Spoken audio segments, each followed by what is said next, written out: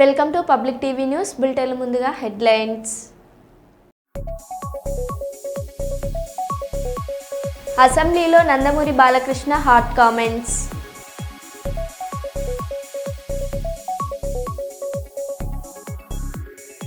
ప్రజాపాలన బతుకమ్మ పాటను రూపొందించిన గడ్డం సంతోష్ను అభినందించిన మంత్రులు.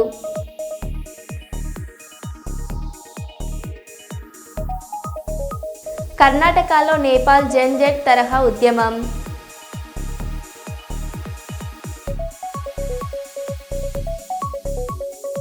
నిర్మల్ జిల్లా కడంలో వర్షంలో తడుస్తూ యూరియా కోసం క్యూలో నిలబడ్డ రైతులు.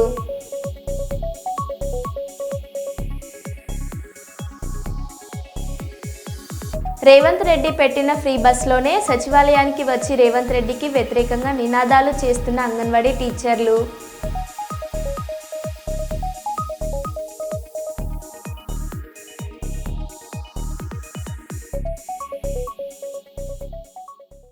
ఇక వివరాల్లోకి వెళ్తే, ఎన్టీపీసీ కార్మిక సంఘం ఎన్నికల్లో బీఎంఎస్ ఘన విజయం.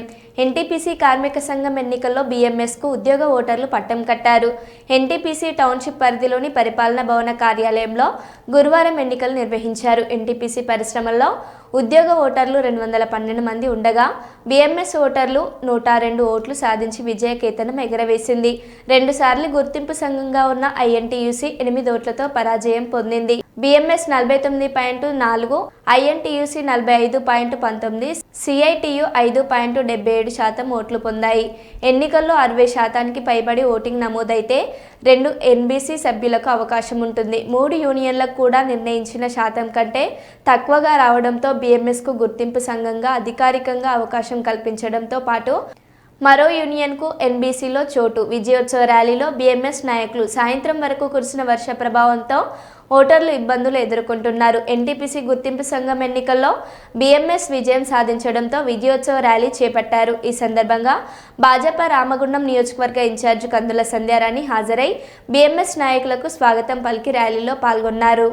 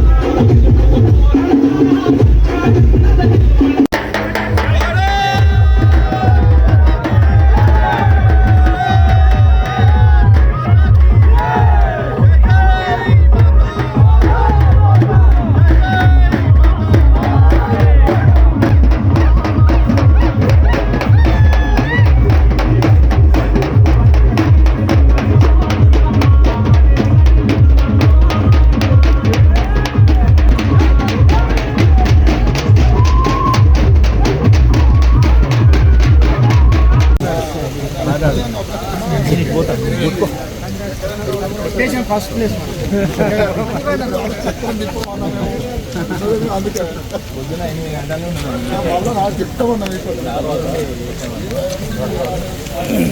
రామ ఇంకొకటి బొద్దుండే కదా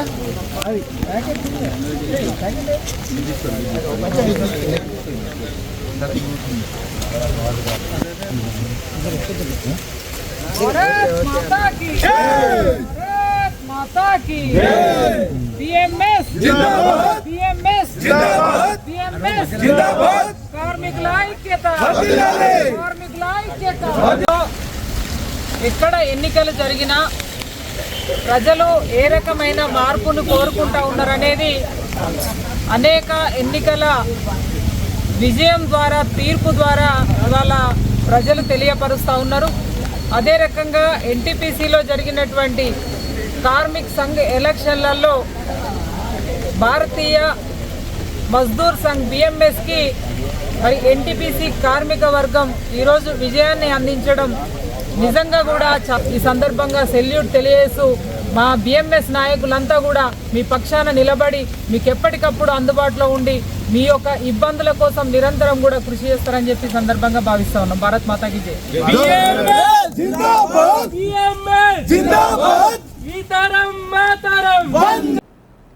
కర్నూలు జిల్లా అదోని పట్టణంలో డిఎస్ఎఫ్ రాష్ట్ర నాయకులు ఉదయ్ కుమార్ మాట్లాడుతూ రాష్ట్ర ప్రభుత్వం విడుదల చేయడంలో రాష్ట్ర ప్రభుత్వం నిర్లక్ష్యం చేసింది. అలాగే పేద బడుగ బలహీన వర్గాలు విద్యార్థులకు ఈ ఫీజు రియంబర్స్మెంట్ చాలా ఉపయోగపడుతుంది. అలాగే యువగడం పాదయాత్రలో నారా లోకేష్ విద్యార్థులకు ఫీజు రియంబర్స్మెంట్ కల్పిస్తామని చెప్పి ఈరోజు నిర్లక్ష్యం చేస్తున్నారని తెలిపారు. కళాశాలలో ఫీజులు కట్టలేక తల్లిదండ్రులు వలసలు పోయే పరిస్థితి ఏర్పడిందని, విద్యార్థుల భవిష్యత్ కోసం ప్రభుత్వం నిర్లక్ష్యం చేయడం చాలా అన్యాయమని తెలిపారు. అలాగే పీజీ చదువుతున్న విద్యార్థులకు కూడా ఫీజు రియంబర్స్మెంట్ విడుదల చేయాలని, ప్రభుత్వ కళాశాలకు మాత్రమే ఫీజు రియంబర్స్మెంట్ విడుదల చేస్తుంది. ఈ కూటమి ప్రభుత్వం ఈ విద్యార్థి సంఘ నాయకులు చూస్తుంటే ఈరోజు కూటమి ప్రభుత్వం చాలా నిర్లక్ష్యంగా చేస్తుందని విద్యార్థి సంఘ నాయకులు ఆరోపించారు. అలాగే జీవో నెంబర్ 70 రద్దు చేసి ఫీజు గవర్నమెంట్ విడుదల చేయాలని తెలిపారు.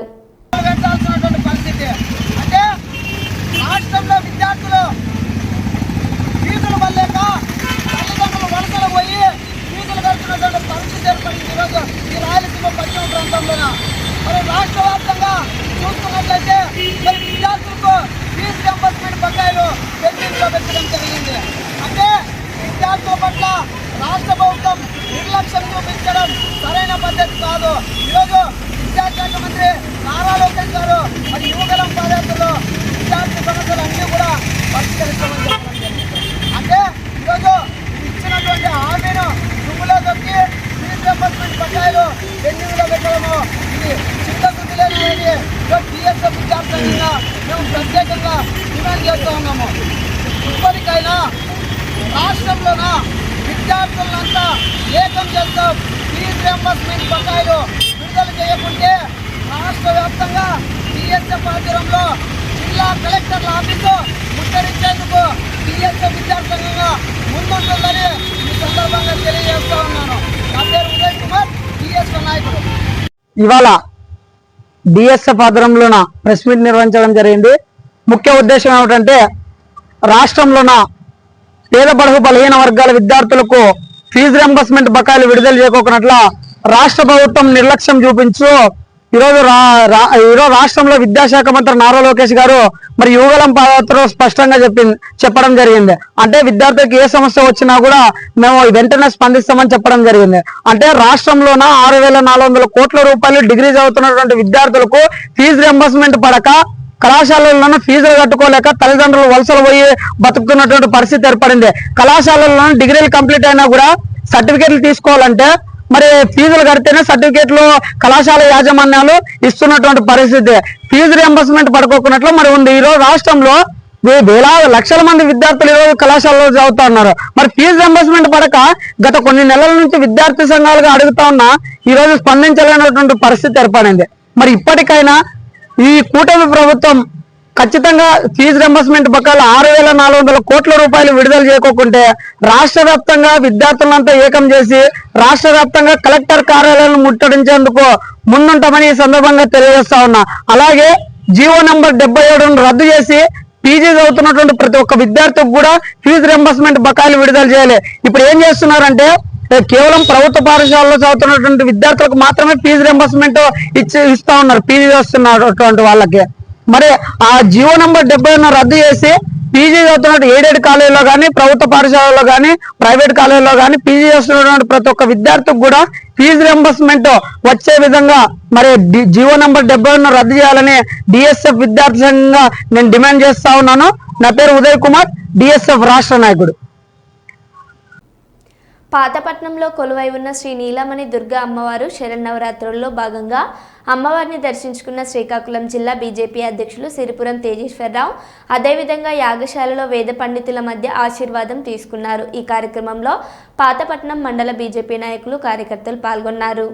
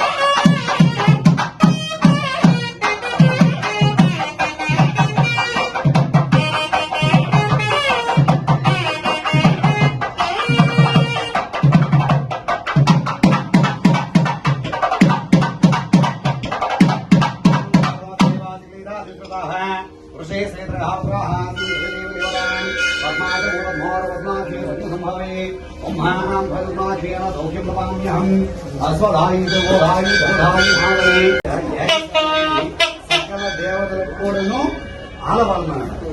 అందరు దేవతలు కూడా నేరసాలకి వస్తారు. మళ్ళీ మనము సూక్ష్మంగా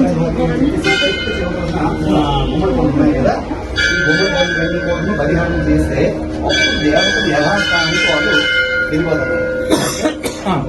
ఈశాన్యంలో అక్కడ ఉండేటటువంటి వారు ఏంటంటే నవగ్రహాలు, వారికి నిత్యము అర్చనలు. ఇక్కడ ఆంజనేయులు ఉండేటప్పుడు చతుషష్ఠి యోగి దేవతలు, వీరు 64 మంది యోగిని. వారి అనుగ్రహం ఉంటేనే మనం ఉంటుందో యోగి దేవతలు వీరు. ఇక్కడ నైరుగ్రహం ఉండేటటువంటి వాస్తు, సకల శుభానికి ఆధారమైనటువంటి వాస్తు గ్రహాలు. ఇక వాయువులో ఉండేటటువంటి వాడు క్షేత్రపాలకులు. ఏ క్షేత్రాన్నైనా సరే తీర్థాన్నైనా రక్షించాలని వాళ్ళ చేతిలోనే ఉంటారు. వాళ్ళు ఎంతసేపు వాళ్ళు కత్తులు త్రిశూలాలు ధరించి క్షేత్రాన్ని పరిరక్షిస్తున్నారు. అటువంటి వారు ఈ యాగశాలను రక్షించినటువంటి దేవత ఆవిడ అక్కడి ఆవిడ ఆ దేవత అక్కడ పూజిస్తారన్నమాట. బయట ఆవిడ యాగశాల రాదు. ఆవిడ చుట్టూ కూడా యాగశాల చుట్టూ తిరుగుతున్న మనకు రాదు. ఇక్కడ కరెక్ట్ గా అంటే శాస్త్రోక్తంగా జరుగుతుందా లేదా అనేది పర్యవేక్షించేటువంటి దేవత ఈ లోనికి ఎవరికి కూడా ఎటువంటి దోషిస్తూ రాలేదు. ఎంత చేస్తే అమ్మవారు మాత్రం స్థాపితమైంది. ఈ కలసంలోనే అమ్మవారు 9 రోజులు ఈ అమ్మవారు కలస స్థానంలో కలసానికే పూజ. చిట్ట చివరి రోజున దసరా సాయంత్రం నుంచి కలసోపాసనాన్ని ఆ కలసాన్ని ఇప్పుడు కూర్చొని ఆ సమయానికి భక్తుల మీద ఈ కలసోదరిని ప్రోక్షణ చేసి స్నానం చేస్తారు. అది అవబోధ స్నానం. ఈ అవబోధ స్నానం అంటే ఈ 11 రోజులు చేసే పూజా కార్యక్రమం ఫలితం అంతా కూడా అందులో నిక్షిప్తమైంది. స్నానంగా చేస్తారు. అప్పుడు అలా ఎవరో ఒక్క పౌత్రాలు పశువులు అనేటువంటి శక్తులతో అమ్మవారు ఏంటంటే మరింత శక్తిని పూజుకుంటున్నారు. అది మన లోకాన్ని సుభిక్షంగా ఉంచడానికి కారణం ఆ కలసంలో ఉండేటటువంటి సకల తీర్థమైనటువంటి ఆ అమ్మవారు ఈ దసరా ఆ నవరాత్రులు మన దేవాలయంలో ఒక 2 సంవత్సరాలు ఒక సంవత్సరాన్ని 2 సార్లు చేస్తాం. కొన్ని వైశాఖ మాసం వార్షికోత్సవాలు, 2వ సంవత్సరం నవరాత్రులు. అంతటి ప్రాముఖ్యత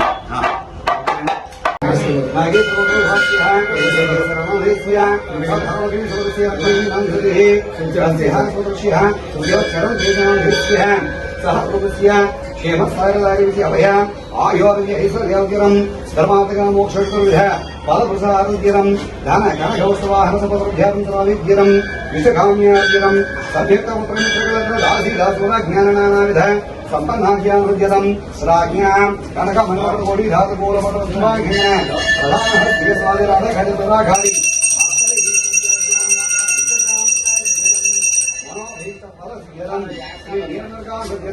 అశ్విని దసరా నవరాత్రి మహోత్సవ చతుర్భజసే శ్రీ కాత్యాయని స్వరూపిణి. రామగుండం ఎన్టీపీసీ గుర్తింపు కార్మిక సంఘం ఎన్నికల్లో బీఎంఎస్ అనుబంధ ఎన్టీపీసీ కార్మిక సంఘ్ గెలుపొందినట్లు ఎన్నికల నిర్వహణ అధికారులు తెలిపారు. గురువారం ఉదయం 6 గంటల నుండి మధ్యాహ్నం 3:30 గంటల వరకు జరిగిన ఎన్నికల్లో కార్మికులు ఉత్సాహంగా ఓటింగ్లో పాల్గొన్నారు. ఎన్నికల్లో బీఎంఎస్కు 102 ఓట్లు, ఐఎన్టీయూసీకి 94 ఓట్లు, సిఐటియుకి 12 ఓట్లు లభించాయి. ఎన్నికల ఫలితాల అనంతరం బీఎంఎస్ విజయం సాధించడంతో నాయకులు భాస్కర్ రెడ్డి, సాగర్ రాజు, సత్యనారాయణ రెడ్డి మాట్లాడుతూ ఎన్టీపీసీ గుర్తింపు ఎన్నికల్లో బీఎంఎస్ను గెలిపించిన కార్మికులందరికీ ధన్యవాదాలు తెలిపారు. ఇది కార్మికుల విజయం అన్నారు. ఎన్టీపీసీ కార్మికులకు ఎల్లవేళలా అందుబాటులో ఉంటూ సమస్యల పరిష్కారానికి కృషి చేస్తామని తెలిపారు. అనంతరం ఎన్టీపీసీ గేట్ నుండి పీటీఎస్ కాలనీ టౌన్షిప్లో విజయోత్సవ ర్యాలీ నిర్వహించారు.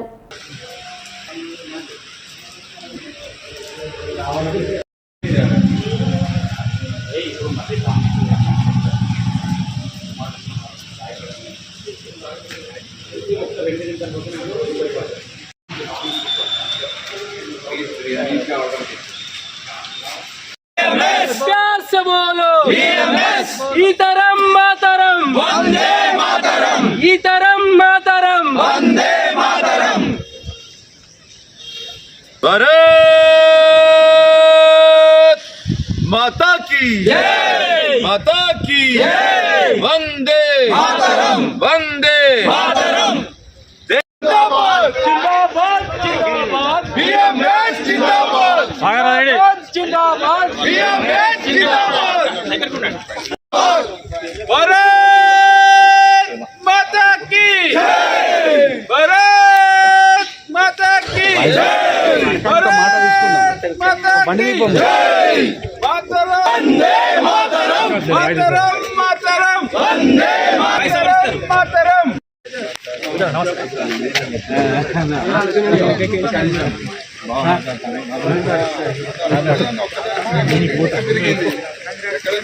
స్టేషన్ ఫస్ట్ ప్లేస్ నమస్తే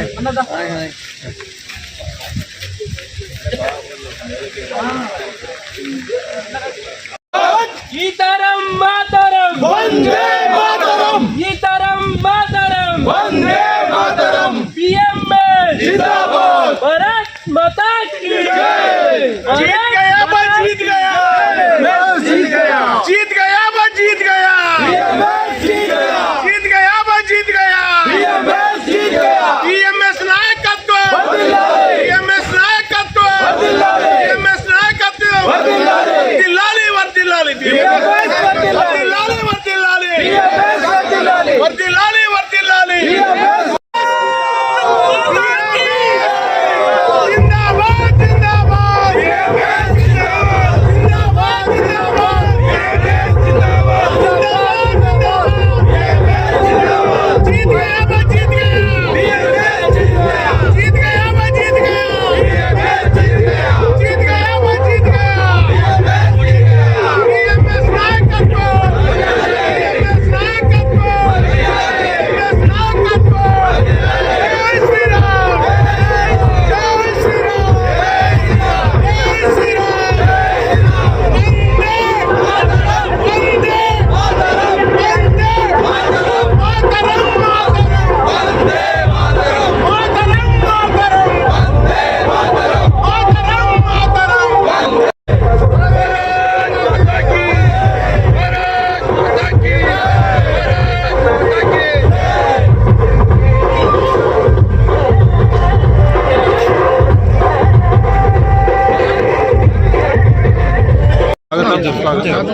ఈరోజు ఎన్టీపీసీ గత 35 సంవత్సరాల తర్వాత ఒక నిరంకుశ ఒక ఈ కార్యక్రమానికి వచ్చిన పిఎంఎస్ కార్మికులకు, శ్రేయోభిలాషులకు, అభిమానులకు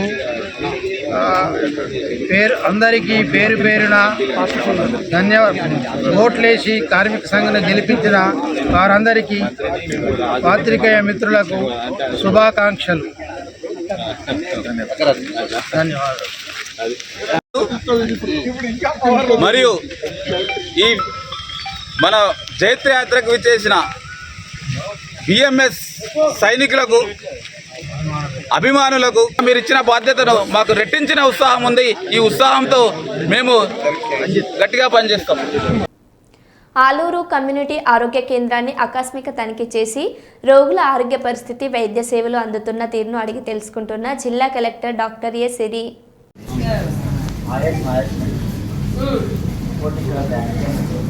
ఆయాసం ఉంది బాగా. ఎప్పుడు వచ్చారు ఇక్కడికి? అన్నం తిన్నారా?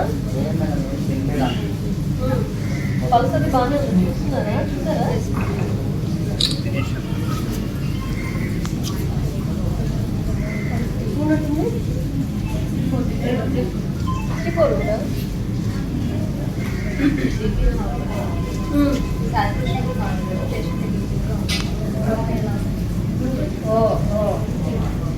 ఎక్కడ ఏమైనా పని చేస్తారా? ఇంట్లో ఉంటారా? Okay. What is the cause of the infection? Some type of infection. ఇంట్లో ఉంటారా ఎప్పుడు?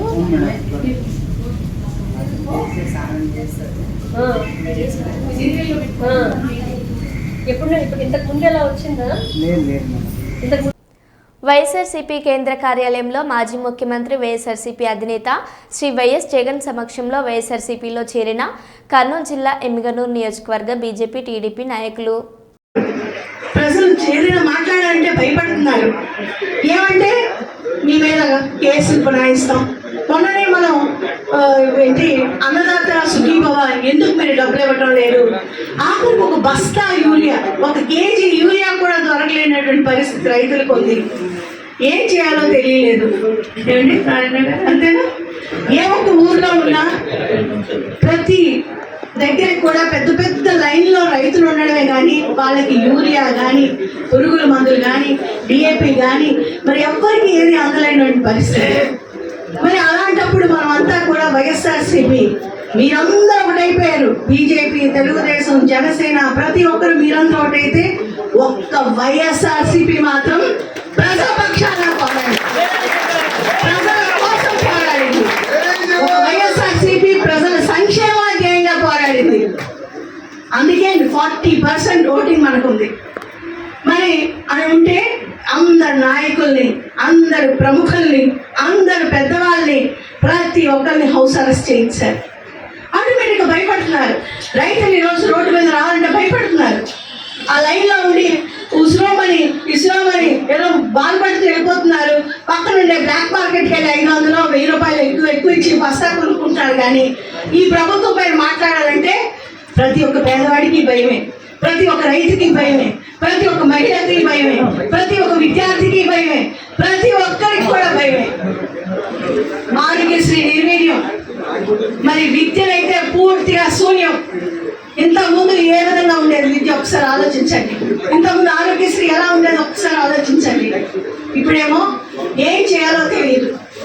అంత భయంకరమైనటువంటి పరిస్థితిలో ఉంది ఈ రాష్ట్రం. పేద ప్రజల తాలూకా ఆరోగ్యం కానీ, పేద ప్రజలు విద్యార్థులకు చదువు విద్యా దీవెన ఈ 16 సంవత్సరంలో 5,000 కోట్ల పైన మరి విద్యార్థులకు ఫీజు కట్టవలసినటువంటి బకాయిలు ఉన్నాయి. ఇది ఇప్పుడు కాలం పరిస్థితి, ఈ రాష్ట్ర పరిస్థితి, ఈ కూటమి నేతలు చేస్తున్నటువంటి పరిస్థితి, ముఖ్యంగా చంద్రబాబు నాయుడు గారు చేస్తున్నటువంటి పనికి రాని చేత కాని పరిపాలన. మరి మహిళలు చూస్తే ఎక్కడైనా అక్క చెల్లెలకి చేయవుతుందా? ఎక్కడైనా అక్క చెల్లెలకి భరోసా ఉందా? నెలకు 1,500 ఇస్తా ఉన్నారు, అది లేదు. మరి 50 సంవత్సరాలకి మీకు పెన్షన్ ఇస్తా ఉన్నారు, అది లేదు. ఆడబిడ్డలకు మరి 2024 మార్చి వరకు చూస్తే, 2019 నుంచి 2024 మార్చి వరకు చూస్తే ప్రతిరోజు డబ్బులు జగనన్న ఇచ్చినటువంటి సేవింగ్ అకౌంట్స్.